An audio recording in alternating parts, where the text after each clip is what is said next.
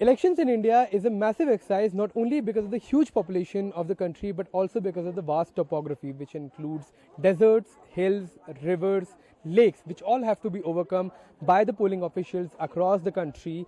And here, right now, we are in Sohra and we are trying to document one such journey of the polling officials.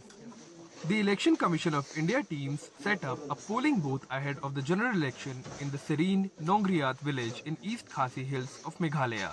The journey for setting up this polling booth is a grueling one.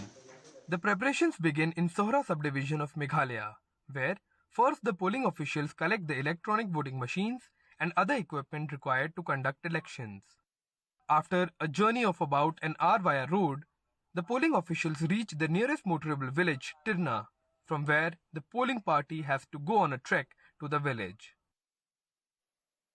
And from here onwards, there is no motorable path. So all the people, including the poll officials, have to carry all of their equipments, including the electronic voting machines, through a treacherous path of about 3,500 stairs. Now these are steep stairs going downwards, and to come back, you have to take back the same route of about 3,500 stairs. That is equivalent to about 60 floors to make all the poll preparations so that voting takes place in the village.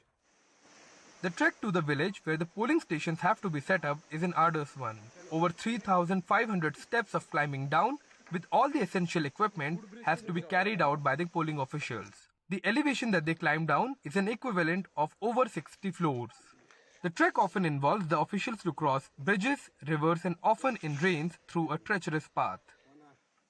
To reach these far-flung villages in remote areas, the election commission teams often have to cross these kind of bridges and difficult terrains, which makes their job even more difficult as far as reaching those areas to provide them with all of the equipment that is required for the voting procedure is concerned.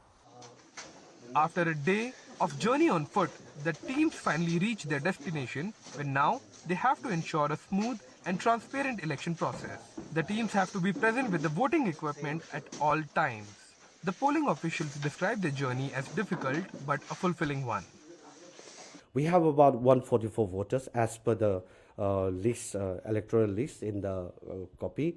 The fact that the ECI takes all the measures, all the pains and vision to bring officials right next to the doorstep of our voters to vote, that itself tells that nobody is going to be left behind.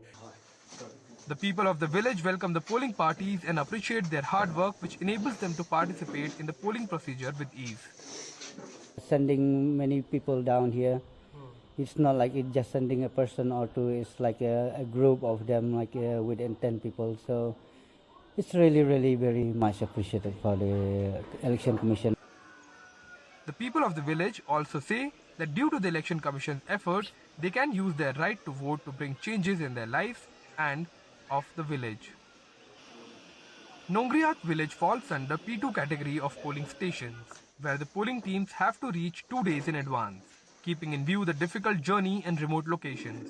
In Meghalaya alone, there are a total of 3,354 polling stations, out of which 747 fall under P2 category, which is only a glimpse of all the effort required to make elections possible in India. Elections in India are not only characterized by the vast size of the polling procedure but also the nature of it, which requires hard work and dedication by the polling teams, and the challenges that they overcome to make this exercise possible in India truly make the Indian elections great. In Nongriat, with camera person Ashish Sharma, Akshay Dongre, DD India.